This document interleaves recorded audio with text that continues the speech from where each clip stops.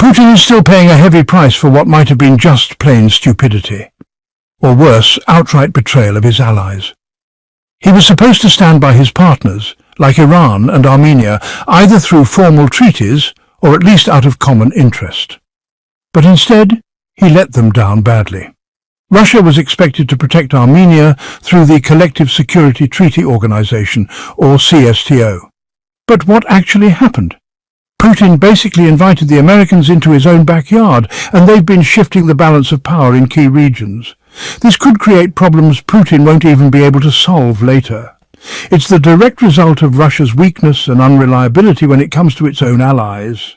They just don't honor their commitments, neither in security nor in strategic partnerships. The United States is now swooping in, pulling Russia's allies right out from under it. Take the Zangezur Corridor, for example. This is a strategic strip of land linking Azerbaijan with its enclave next to Armenia. Azerbaijan has major territory on the Caspian Sea, a small strip bordering Iran, and another close to Turkey. In between them is Armenia, with an open border with Iran. Armenia was supposed to be a close Russian ally and part of the CSTO. That means if Armenia got attacked, Russia was supposed to intervene and protect it. But when Azerbaijan, backed by Turkey, Israel, NATO and the United States, launched a war to retake Nagorno-Karabakh, Russia did nothing. Literally nothing. No pressure, no weapons, not even symbolic support. Some reports even said Russia gave Armenia faulty weapons and drones with no ammo, completely useless. That left Armenia furious. They accused Russia of betrayal. Now the Americans are stepping into Zangezur, and that's a big deal. It's not just a transport corridor. This cuts the physical connection between Iran and Armenia. Those two depend on each other. Iran backed Armenia during the war, unlike Russia. But now this corridor will be operated by the United States under a 100-year lease. They've basically bought it. They'll control the fees, the traffic, and are planning to invest $5 billion in infrastructure, roads, pipelines, trains, you name it. This gives the United States, Turkey and Europe massive leverage, right in what used to be Russia's sphere of influence.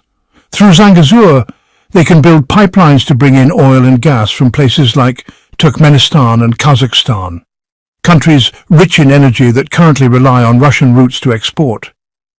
The new American corridor could shift that completely. Forbes and the World Bank estimate this new trade route could handle $100 billion a year, right in Russia's backyard. So yeah, America isn't just stepping in to connect Azerbaijan with its enclave. It's buying the corridor and militarizing it. Of course, Armenia can't openly allow the United States military to set up bases on its soil. So what do? They call them private companies, but these are just rebranded American troops operating under the Pentagon. That means there will be a permanent U.S. military presence on Iran's northern border, right in the Caucasus and within reach of southern Russia. This infrastructure won't just be for trade, it'll also be used to gather intelligence, run surveillance and control energy routes, all on land Russia abandoned. Countries like Turkmenistan, despite their odd politics, are gas giants. With American backing and Azerbaijani logistics, they'll have an alternative to Russia's Black Sea ports. Kazakhstan too. The entire energy dynamic is shifting and not in Russia's favor. Meanwhile, Russia's traditional markets in Europe are shrinking. That gas and oil will now head to Europe through US-controlled routes. And while Russia cozies up to China, it's losing its economic independence. Chinese products dominate the Russian market. Phones, cars, everything. And Chinese spies are all over the place. Russia sees it and does nothing. So now Putin stands alone, with fewer and fewer real allies. He's betrayed Armenia. He's abandoned Iran. And next up is Lukashenko from Belarus, who, if given a better offer, might sell Putin out too. No one wants to rely on a partner who fails to deliver when it counts. This isn't just about economics, it's strategic. Once the United States sets up in Zangezur, they bring Israel along too. Israel will have bases on Iran's northern border. Intelligence, surveillance, drone activity, everything. And if anyone attacks the corridor, that's an attack on the United States because they have the legal contracts.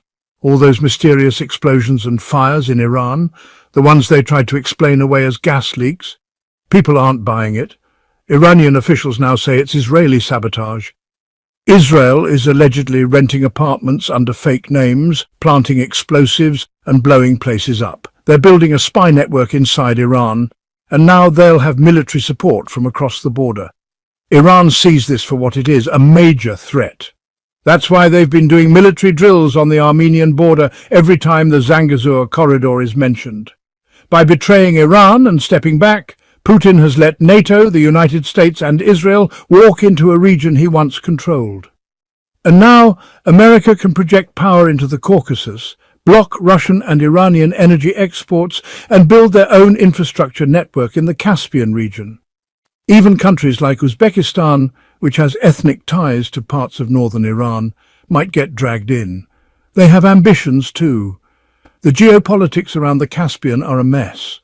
Russia's failure to act has given everyone else an opening. So yeah, what got us here? A total miscalculation by Putin. His arrogance, his obsession with control, his delusion that he can go it alone. Even superpowers like the United States don't act without allies. But Putin, he turned his back on Armenia, he turned his back on Iran. And now he's watching the Americans, the Turks, the Israelis and everyone else take over everything he abandoned. He has no one to blame but himself. Did you know Iran gets gas from Turkmenistan? It might surprise you, but Iran actually buys gas from Turkmenistan, despite the fact that Iran is sitting on a sea of natural gas. The problem? Sanctions. Big ones. And they could get even worse after October 18th. Iran can't develop its own gas liquefaction industry because of these sanctions. They also struggle to build pipelines from the South Pars gas field in the Gulf all the way to the north, including their own capital. So instead they get gas from Turkmenistan. But even that's becoming a problem. Iran sometimes struggles to pay what it owes Turkmenistan. So what's the alternative? Stop relying on Turkmen gas. Build pipelines to the Caspian Sea. Bring back the old plans to export oil and gas from Central Asia through Europe, via Turkey, through that strategic corridor. The only real obstacle was Armenia. But now that Putin has ignored Armenia, the issue's pretty much been solved. Now imagine this, if Iran actually responds, Putin's in real trouble. What's the lesson in all this? If you have an ally, you better be trustworthy. Don't stab them in the back. Don't use them, lie to them, or betray them without offering anything in return. The strategic cost of that kind of behavior is massive. Putin's behavior is exactly what caused this mess. He left a vacuum, and now the United States has swooped in, bought up the Zangezur Corridor right on Iran's border, and brought in troops. And let's be honest. Things aren't looking good in Palestine either. The situation in Gaza is bad and negotiations are still stalled. Honestly, I don't like anything I'm seeing. Whether it's from the negotiators, the Americans or the Israelis. Let's be real. If a partial deal is made, it'll be broken in no time. They might release half the prisoners on day one and agree to a 60-day ceasefire, but don't be surprised if it all falls apart the next day. And during those 60 days, what's supposed to happen? Humanitarian aid should get in. People who are starving need food, and they need to stock up in case war breaks out again once the ceasefire ends. But this doesn't even count as a real deal. It's not like, oh, we worked out the details, not at all. The Jerusalem Post reported that they originally agreed to let aid into Gaza without needing approval from either Israel or Hamas. But then they backtracked, saying the United Nations would take over. Since when is the United Nations part of Hamas's infrastructure? It just doesn't make sense. You want a partial deal and at the same time you want people to starve?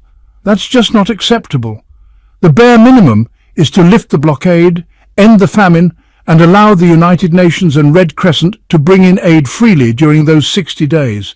They say Hamas is stealing the aid. I don't get it. There are two militaries at war. One of them decides to cut off food to the other. Not because it's more moral or stronger, but because it's afraid. Afraid that the other side has more people, better fighters, and poses a serious threat. So they try to starve them into defeat. But Hamas is a militia. What are you afraid of?